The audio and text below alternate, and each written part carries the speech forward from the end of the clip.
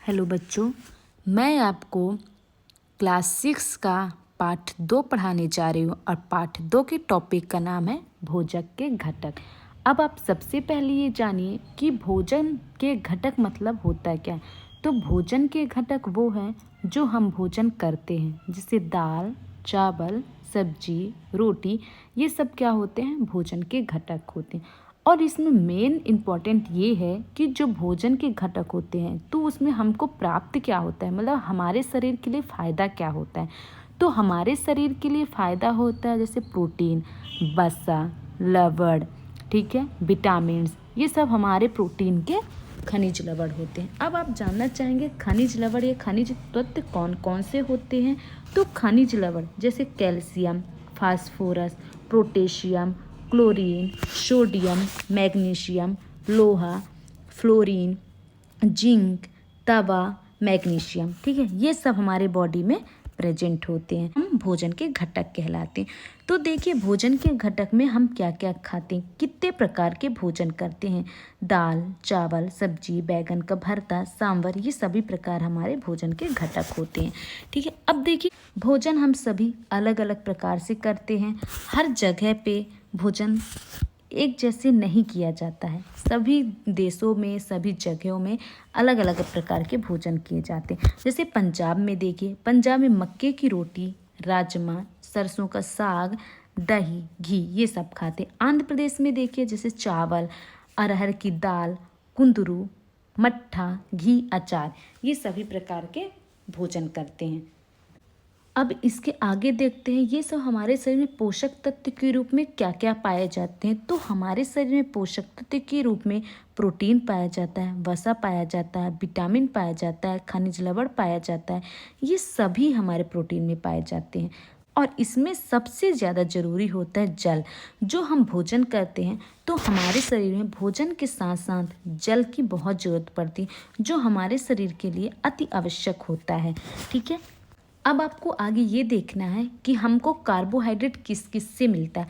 तो हमको कार्बोहाइड्रेट शकरकंदी से मिलता है, आलू से मिलता है, गन्ना से मिलता है, पपीता से मिलता है, गेहूं से मिलता है, चावल से मिलता है, बाजरा से मिलता है, तरबूज से मिलता है, आम से मिलता है, मक्का से मिलता है। ये सभी से हमें क्या मिलता है, कार्बोहाइड्रेट प्राप्त होता है, जो हमारे बॉडी में कार्बोहाइड्रेट का काम करता है, ठीक है।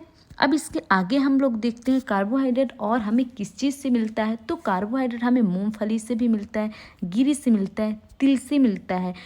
ये हमारे शरीर के बहुत ही पोषक तत्व होते हैं जो हमारे शरीर में ऊर्जा प्रदान करते हैं। जिस प्रकार से कार्बोहाइड्रेट, प्रोटीन तथा वसा के लिए खाद्य पदार्थ का हम परीक्षण करते हैं, ठीक है। परीक्षण करना मतलब होता है हमारी बॉडी में कितना प्रोटीन चाहिए, कितना विटामिन चाहिए, कितना खनिज चाहिए, ठीक है, खनिज लवण। अब खनिज लवण मैंने आपको बताया कि कैल्शियम, फास्फोरस, प्रोटीन, क्लोरीन, ये सब हमारे शरीर के खनिज लवण होते हैं। अब आप देखिए हमको वसा किस किस चीज़ से हमको वसा प्राप्त होता है। मांस से होता है, मछली से होता है, घी से होता है, दूध से होता है, मक्खन से होता है, क्रीम से होते हैं। वसा के कुछ ये स्रोत होते हैं, ठीक है। अब कुछ इसमें जंतु होते हैं और कुछ पादप होते हैं, मतलब कुछ जंतु वसा होते हैं जैसे मांसाहारी, मांस से हमें वसा प्राप्त होता है, मछली से, और हमको इनसे प्रोटीन भी प्राप्त होता है जो हमारे शरीर में ऊर्जा का कार्य करता है। आगे ये देखते हैं कि हमको प्रोटीन किस किस से चीज़ मिलता है। तो प्रोटीन हमको चने से मिलता है, मूंग की दाल से मिलता है, तुअर दाल से मिलता है, राजमा से मिलता है, सोयाबीन से मिलता है, मटर से मिलता है। ये सब हमारे शाकाहारी में आ गए। अब देखिए आगे मांसाहारी में हमको जैसे मांस से मिलता है, मछली से मिलता है, दूध से मिलता है, ये सब से हमसे क्या मिलता है, प्रोटीन मिलता है जो हमारी बॉडी में प्रोटीन का कार्य करता है। अब देखिए विटामिन ए के स्रोत कौन कौन से होते हैं। तो विटामिन ए के स्रोत होते हैं पपीता, गाजर, आम, ये सभी विटामिन ए के स्रोत होते हैं। हमारे शरीर में विटामिन ए इन सब चीज़ों से भरपूर होता है। अब विटामिन बी के स्रोत देखिए, विटामिन बी के स्रोत होते हैं गेहूँ, चावल, यकृत, ये हमारे शरीर में विटामिन बी की पूर्ति करते हैं। अब देखिए विटामिन सी से हमें क्या क्या प्राप्त होता है। तो विटामिन सी से हमें टमाटर, अमरूद, मिर्ची, नींबू, आंवला, ये सब कुछ हमें विटामिन सी से प्राप्त होता है। और विटामिन डी हमने मछली और अंडे से प्राप्त होता है। विटामिन डी आपको पता है वो कि हमारी हड्डी को मजबूत करने के लिए होता है। अगर हमारे पास विटामिन डी की कमी हो जाती है तो हमारा शरीर लचीलापन हो जाता है और हमारी बॉडी की हड्डी बहुत कमज़ोर हो जाती है। इसलिए जो छोटे बच्चे होते हैं उनको सबसे पहले विटामिन डी दिया जाता है, ठीक है, ताकि हमारे शरीर में विटामिन डी की कमी न हो और हमारा शरीर लचीलापन न हो। चलिए हम कुछ विटामिन के नाम जानते हैं कि हमारे शरीर में कितने प्रकार के विटामिन पाए जाते हैं। तो विटामिन, देखिए विटामिन कई प्रकार के होते हैं जिन्हें अलग अलग नामों से जाने जाते हैं। जैसे विटामिन ए हो गया, विटामिन बी हो गया, विटामिन सी हो गया, विटामिन डी हो गया, विटामिन ई हो गया, विटामिन के हो गया। इनको हम कई नामों से जानते हैं। और विटामिन जो बी, ये समूह होते हैं, मतलब ये सारे विटामिन डी के ही समूह होते हैं जो हमारे शरीर में एक साथ रहते हैं और कॉम्प्लेक्स, मतलब एक कॉम्प्लेक्स बनाते हैं, वो अलग नहीं होते। और विटामिन ए जो होता है वो हमारी त्वचा तथा आँखों को स्वस्थ रखता है। विटामिन सी बहुत से रोगों को लड़ने में हमारी मदद करता है। और विटामिन डी हमारे दांतों एवं अस्थियाओं को मजबूत करते हैं और हमारे शरीर में कैल्शियम की प्राप्ति होती है। इसलिए विटामिन डी हमारे शरीर में भरपूर भोजन प्रदान करती है। इसलिए हमारे शरीर में विटामिन डी की बहुत ज़्यादा ज़रूरत होती है। अब चलिए आगे देखते हैं कि हमको आयोडीन किस किस से प्राप्त होता है। तो हमको आयोडीन सबसे पहले पालक से प्राप्त होता है और अदरक से। सबसे ज़्यादा आयोडीन हमें पालक से प्राप्त होता है। अब देखिए इसी तरह हमारे शरीर में जो है विटामिन डी, मेन ये है कि हमारे शरीर में जो विटामिन डी है ये हमको सूर्य के प्रकाश से भी प्राप्त होता है।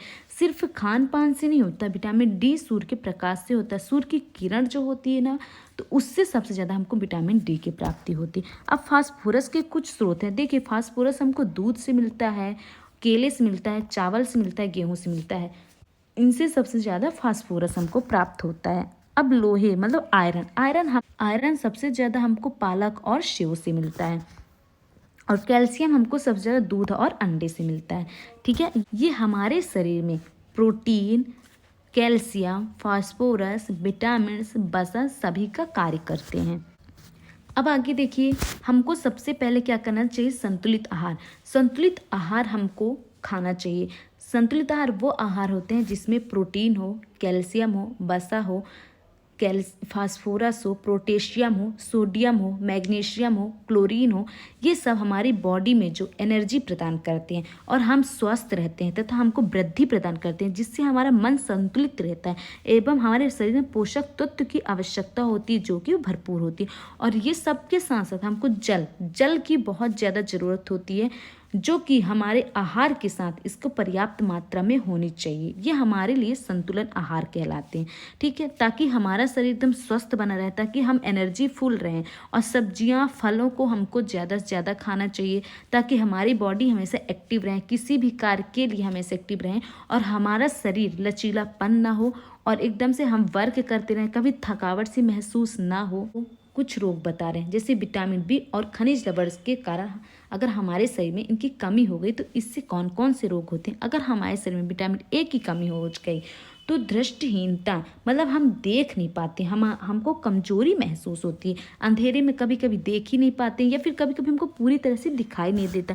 इसी तरह से विटामिन बी1 से हमें बेरी रोग हो जाता है, जिससे कि हमारे शरीर में ऊर्जा की कमी हो जाती है और हम बहुत कमजोरी फील करने लगते, बहुत कमजोरी सी लगने लगती कि हमारे विटामिन 1 या बेरी की कमी की वजह से होता है। अब विटामिन सी से हमको स्कर्वी होता है, जो हमारे मसूड़ों में, दांत में जो मसूड़े होते हैं उससे खून निकलने लगता है तथा घाव भरने में अधिक समय लग जाता है। अगर हमको कहीं चोट लग गया तो उस घाव को भरने में ज़्यादा समय लगता है। ये विटामिन सी के रोग हैं, लक्षण। अब विटामिन डी से हमको क्या होता है, रिकेट्स रोग होता है। रिकेट्स रोग होता है जो विटामिन डी जो होता है तो हमको सूर्य के प्रकाश से मिलता है। अगर हम सूर्य का प्रकाश नहीं लेते तो हमारी हड्डियां बहुत कमज़ोर हो जाती हैं और बहुत जल्दी सिकुड़ने लगती, इसलिए विटामिन डी कमी से हमें रिकेट्स रोग होते हैं, ठीक है। इसी तरह से आगे देखिए कैल्शियम की कमी से हमारे शरीर बहुत कमज़ोर हो जाता है, ठीक है।